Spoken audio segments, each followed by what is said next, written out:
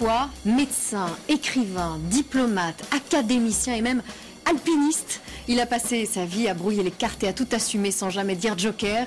Bonjour Jean-Christophe Ruffin. Bonjour Audrey. Merci d'être là.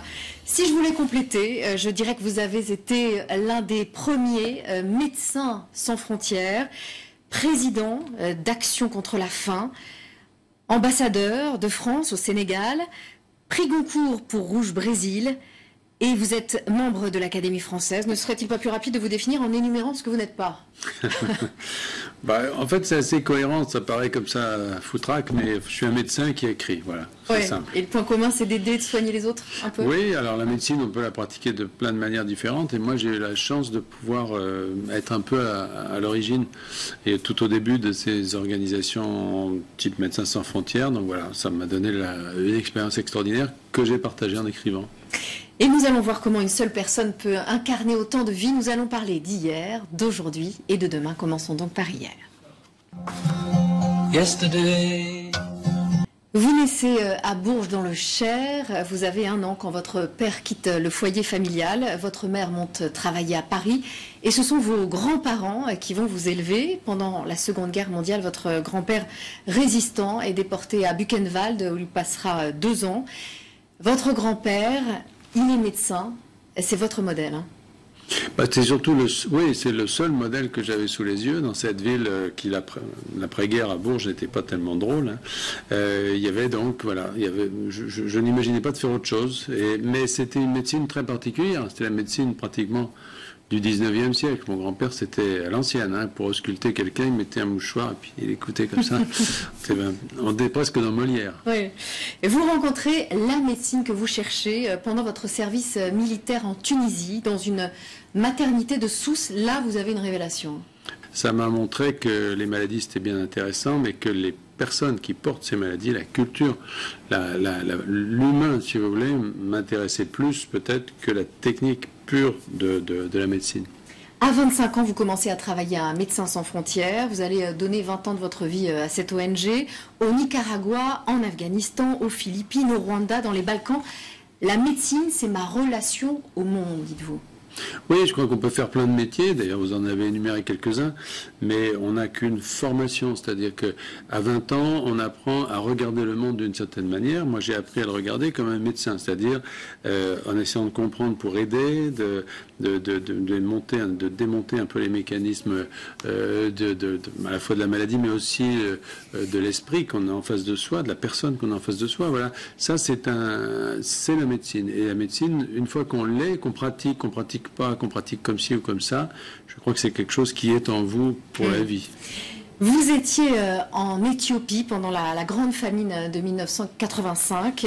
Toute cette souffrance que vous avez vue là-bas et ailleurs explique que vous soyez devenu insomniaque?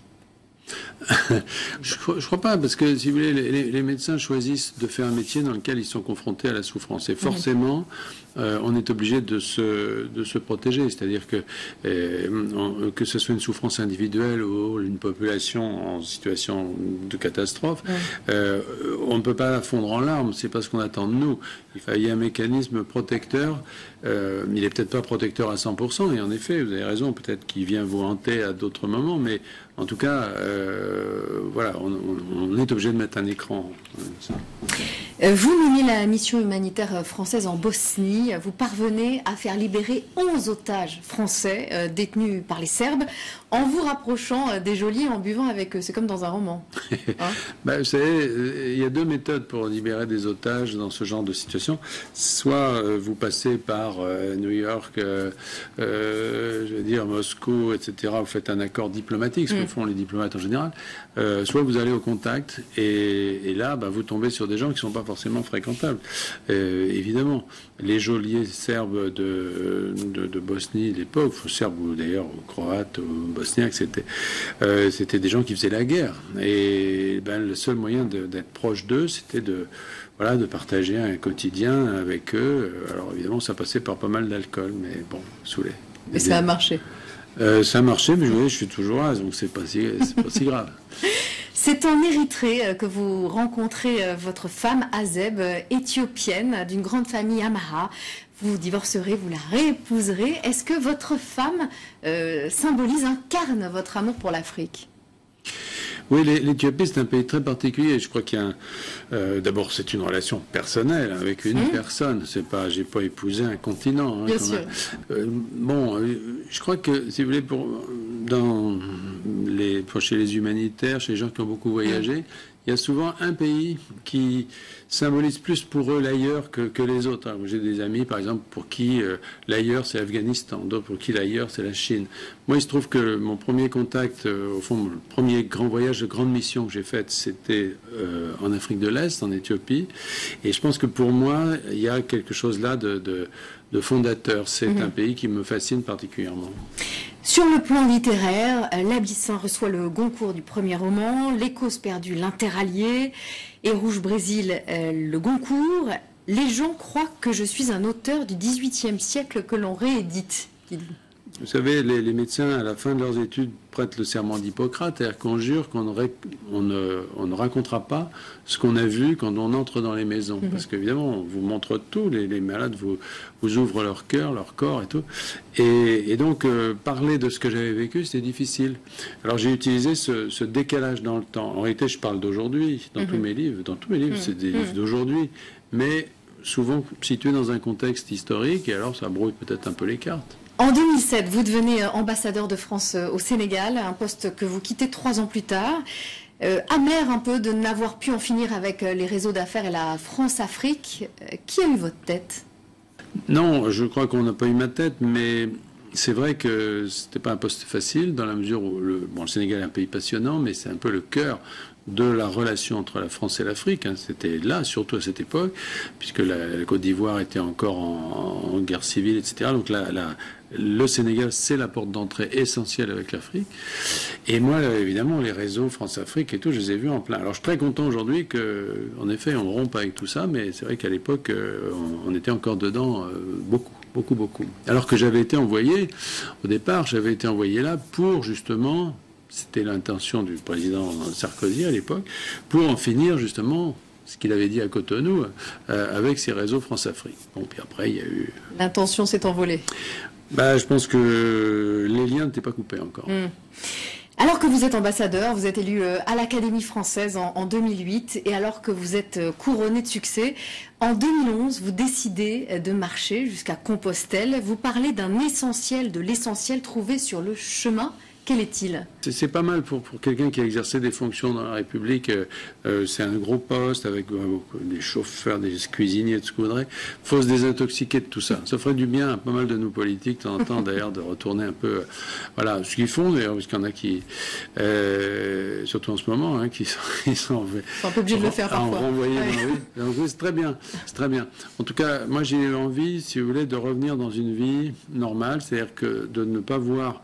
le retour à cette vie normale comme une privation, mais au contraire comme une richesse, voilà. Et pour ça, le chemin de Compostelle, il est formidable. On n'est plus rien d'autre que soi-même. C'est-à-dire qu'on ne vous demande pas qui vous êtes, combien vous gagnez, on ne vous demande rien. Vous n'êtes que vous-même et vous rencontrez les autres comme ça, pour ce que vous êtes, comme ça, sans fioriture. Et maintenant, parlons d'aujourd'hui. Vous qui avez récemment publié dans la collection blanche de Gallimard le tour du monde du roi Zibeline. Alors, il tourne comment ce monde dans lequel nous vivons ? Aujourd'hui, il y a cette accélération extraordinaire qui fait que après une période, celle dans laquelle moi je suis né,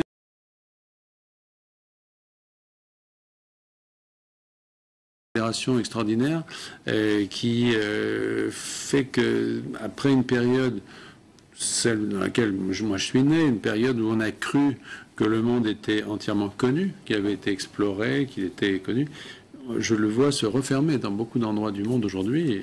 Il est impossible, notamment pour des Occidentaux, d'aller. Vous n'allez pas vous balader au milieu du Sahara aujourd'hui, vous n'allez pas en Afghanistan, vous n'allez pas dans certaines îles des Philippines, etc. Le monde se referme en ce moment. C'est ça la grande nouveauté, je trouve. Alors politiquement, où vous situez-vous ? Le discours d'Emmanuel Macron au Burkina Faso, vous l'avez trouvé fondateur. Ça faisait longtemps que vous attendiez ça, hein. Oui, parce que justement, on parlait de la France-Afrique tout à l'heure. Bon, après la période où j'étais au Sénégal, il y a eu cette longue période un peu corrézienne de Hollande là, qui nous a fait fond, qui a débranché l'Afrique. C'est-à-dire que l'Afrique n'était présente sur la scène internationale pour la France pendant toute la période Hollande que sous la forme militaire. C'est-à-dire qu'on envoyait on a fait des interventions militaires au Mali, en Centrafrique, etc. Bon, c'était important, mais disons que on a débranché les réseaux, mais peut-être un peu trop. C'est-à-dire qu'on a débranché l'Afrique aussi. Alors là, je trouve qu'il y a eu un retour avec ce voyage de 3 jours, un vrai retour vers l'Afrique. Et c'est amusant parce que le président Macron est allé dire qu'il n'y aurait plus de politique africaine. Il s'est fait applaudir comme ça. En réalité, il est venu présenter une politique africaine. Et heureusement, il faut une politique africaine pour la France parce que l'Afrique, c'est pas n'importe quel continent. C'est un continent frère, voisin. Hein. Il y a des populations africaines nombreuses qui sont ici. On a des responsabilités historiques dans ces pays. Donc, il faut une politique africaine. Et je pense, mais ça ne veut pas dire des réseaux. Donc, je pense que là, comme c'est un président qui ne doit rien à personne, surtout dans ce domaine, j'ai bon espoir qu'on parte sur de bons rails. Donc la vanne sur la clim, c'était vraiment pas une affaire d'État? D'une certaine manière, ça prouvait par l'absurde que, bien sûr qu'il y avait... Vous voyez, il est allé dire que ce continent était un continent comme les autres, et puis il s'est comporté d'une façon qui montre bien que pour nous, Français, c'est pas comme ailleurs. C'est-à-dire qu'il y a cette proximité de langue, d'histoire, etc., cette connivence culturelle qui fait que, effectivement, on se met à plaisanter, et puis on dérape un petit peu, mais c'est pas très grave. Vous êtes Macron compatible? Écoutez, moi, je n'ai pas soutenu particulièrement quiconque pendant cette campagne, mais je trouve que je suis assez admiratif de la façon dont le nouveau président l'a conduit ses politiques en général, et notamment sa politique étrangère. Je trouve qu'il le fait avec talent. Il y a aussi quelque chose, moi, qui me touche, c'est qu'il aime la littérature. Donc, ouais, moi, je trouve que j'ai beaucoup d'espoir, oui. Annie Mortel, que vous côtoyez sous la coupole Jean d'Ormesson, est mort. Vous participiez à l'hommage national aux Invalides, présidé par Emmanuel Macron. Qu'avez-vous pensé du discours et du crayon? Le discours était très beau, très très beau, très juste, parce que il était tout à fait dans la tonalité de ce qu'était Jean d'Ormesson. Moi, je l'ai côtoyé longtemps, hein, depuis longtemps, et puis à l'Académie très très près. C'est quelqu'un que j'aimais énormément, parce que je crois on ne pouvait pas ne pas l'aimer, bien entendu. D'ailleurs, les hommages le montrent, mais nous, on avait... Dans cette compagnie qui est spéciale, c'est très particulier, l'Académie française, c'est 40 personnes qui vivent ensemble et qui vont mourir, sont enfermés en quelque sorte dans un huis clos. Donc c'est une famille. Et dans cette famille, Jean avait un rôle très très particulier, et on avait pour lui de l'affection, pas seulement de l'admiration, pas seulement de l'amitié, de l'affection, voilà. Et je trouve que le discours en rendait bien compte, quoi. Il rendait bien compte aussi de cette clarté qu'il y avait chez lui, qui était à la fois dans sa personne, c'est-à-dire ses yeux, sa vision du monde, son amour de la Corse, de l'eau, de la Méditerranée, de l'Italie, et puis dans ses livres. Donc c'était très juste. Et le crayon? Et le crayon, il faut...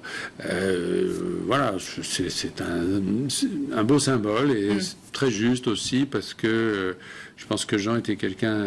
il le disait d'ailleurs qu'il n'aimait pas les objets, il n'aimait pas s'encombrer d'objets, donc on n'a pas lui mettre je ne sais pas quoi, et le crayon, c'est peut-être tout ce qu'il avait envie d'emporter, en effet. Jean d'Ormesson, il venait de finir d'écrire son ultime livre, Les derniers mots. Sa fille, Héloïse, les a révélés. Tout finit, tout disparaît, et moi qui m'imaginais devoir vivre toujours, qu'est-ce que je deviens? Il n'est pas impossible, point de suspension. Mais que je sois passé, sûr et dans ce monde où vous avez vécu, est une vérité et une beauté pour toujours, et la mort elle-même ne peut rien contre moi. Oui, c'est très touchant, parce que c'est tout à fait lui, ça. Il avait eu, vous savez, des très très graves alertes de santé, et qu'il avait d'ailleurs... soustrait à toutes ses obligations, était à l'hôpital pendant plusieurs mois et tout ça, et puis il était revenu à chaque fois avec une espèce d'appétit. Il arrivait avec sa petite voiture de sport, etc. Et on sentait qu'il voulait être fort comme la mort, quoi, plus fort que la mort. Et il y croyait. C'est-à-dire que je crois qu'on avait fini nous par le voir immortel, vraiment, alors qu'on sait très bien que ça n'existe pas. Mais lui, voilà, il renaissait tout le temps avec ce bonheur. Et moi, je trouve que sa grande victoire, c'est justement il n'a jamais décliné. C'est-à-dire la mort n'a pas pu. Elle s'est installée, elle l'a pris, mais elle ne l'a pas affaibli, elle ne l'a pas éteint. Voilà. Et ça, c'est extraordinaire. La mort de Johnny a suivi de peu celle de Jean d'Ormesson. Tous les deux se sont extraits de leur milieu social respectif pour devenir des personnalités populaires. Deux héros français, diriez-vous ? Oui, c'est des héros. Enfin, c'est drôle parce que je pense qu'on ne les aurait pas forcément rapprochés s'ils n'étaient pas morts le même jour. C'est-à-dire que ça ne serait pas venu forcément à l'idée de comparer l'un à l'autre. Mais comme ils sont morts le même jour, il y a ce télescopage et du coup, on voit ce qui les rassemble. Et tous les deux, finalement, incarnaient l'envie d'avoir envie. Oui, c'était des gens qui étaient capables, en tout cas pour Jean, parce que j'ai connu, je l'ai pas connu Johnny Hallyday, mais qui donnaient la pêche, quoi. C'est-à-dire que vous discutiez une demi-heure avec Jean d'Ormesson, vous étiez regonflé pour la journée, parce qu'il était vivant, quoi. Et je pense que Johnny, malgré tous ses excès, parce que il a frôlé, il y avait quand même un jeu avec la mort aussi qui était beaucoup plus lourd, beaucoup plus sombre dans ses œuvres, dans ses chansons. Il donnait ça aux gens, il leur donnait envie de vivre, quoi, simplement. Et maintenant, parlons de demain. Vous avez deux filles. Comment imaginez-vous le monde dans lequel elles vont vivre ? Déjà, elles sont métisses, hein, elles ont deux cultures à l'origine, qu'elles connaissent, parce qu'on a vécu en Éthiopie pour que justement elles puissent connaître la culture de leur mère, le pays de leur mère. Voilà. Ce que je leur souhaite, c'est justement de pouvoir trouver une place là-dedans qui soit à la fois compatible avec ces origines françaises qu'elles ont et dont elles sont fières, hein. Comme on le disait tout à l'heure pour Jean d'Ormesson, mais de faire de ça un bagage qui va leur servir dans le monde entier. Voilà. Alors, je verra. Je n'ai jamais parlé de ma mère dans un livre. C'est un sujet délicat, précieux. Je ne peux pas y toucher. Ce sera votre ultime livre ? Je crois qu'on y passe tous. C'est-à-dire qu'il y a un moment où, effectivement, cette question de la filiation, de la maternité, de l'apport de la mère s'impose, quoi. Parce que c'est plus facile, d'une certaine façon, de parler de son père, surtout comme moi, on n'en a pas eu. C'est-à-dire que à ce moment-là, on bricole, je dirais. La mère, c'est plus douloureux. Il y a des choses qui sortent et qui sont plus sensibles et qui sont plus vraies. Donc, je m'y mettrai, sûrement. Je ne sais pas quand. Et pour clore chacun de ces entretiens, se pose une question récurrente, la question deuxième chance. Si vous revenez sur Terre, en sachant ce que vous savez, que feriez-vous de votre deuxième vie ? Non, mais c'est pas un cadeau, ça, parce que moi, je pense qu'il faut... Vous voyez, je suis très content de ne pas en avoir su trop. Je savais même rien du tout quand j'ai commencé dans la vie. J'étais né dans un milieu très fermé, dans une ville qui était très isolée, etc. Je pense que ça a été ma grande chance, c'est de découvrir les choses les unes derrière les autres. Quand je vois les gamins aujourd'hui ont une vision d'ensemble, ils voient tout, ils savent tout, et ils ne savent pas quoi choisir.